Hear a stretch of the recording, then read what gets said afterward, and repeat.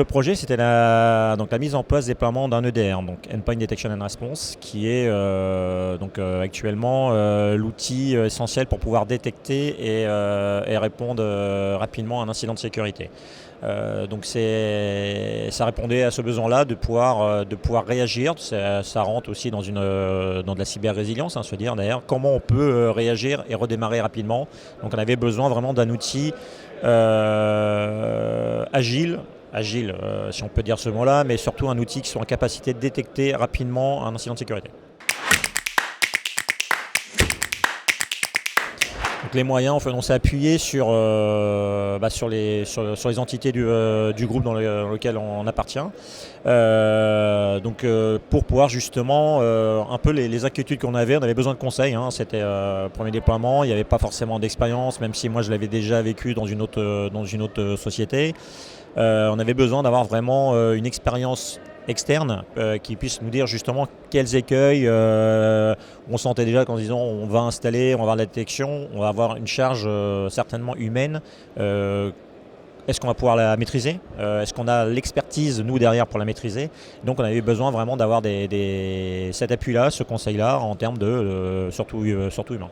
Alors oui, accompagnement partenaire, donc on s'est appuyé donc sur notre groupe, mais également on est actuellement, on s'est appuyé, et c'est ce qu'on stratégiquement fait toujours, on s'est appuyé vraiment sur une société de conseil.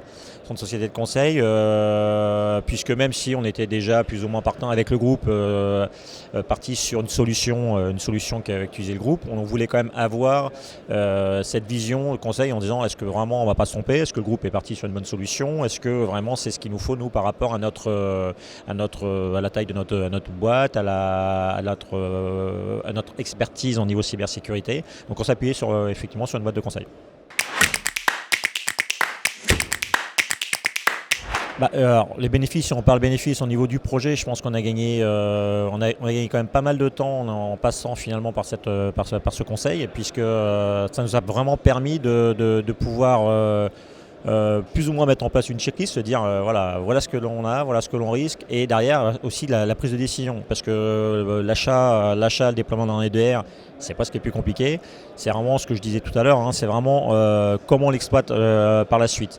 Et ça nous a permis quand même de nous dire derrière, est-ce qu'on l'exploite en interne, est-ce qu'on externalise cette solution, est-ce qu'on fait de l'hybride, voilà, donc ça nous a vraiment permis, là on est sur l'hybride, mais tous en se disant, en fait on l'exploite nous en interne en heure ouvrable, et dès qu'on a une problématique HNO en dehors des heures, parce qu'on on fait la production d'énergie, donc c'est du H24 7 jours sur 7, est-ce que si on a un déclenchement le week-end, ce qui arrive assez régulièrement, on ne peut pas se permettre d'attendre non plus des heures et des heures pour pouvoir déclencher vraiment une protection rapide, une réaction rapide. Donc voilà, c'est ce qui nous a permis vraiment de se rassurer aussi sur cette partie-là, se dire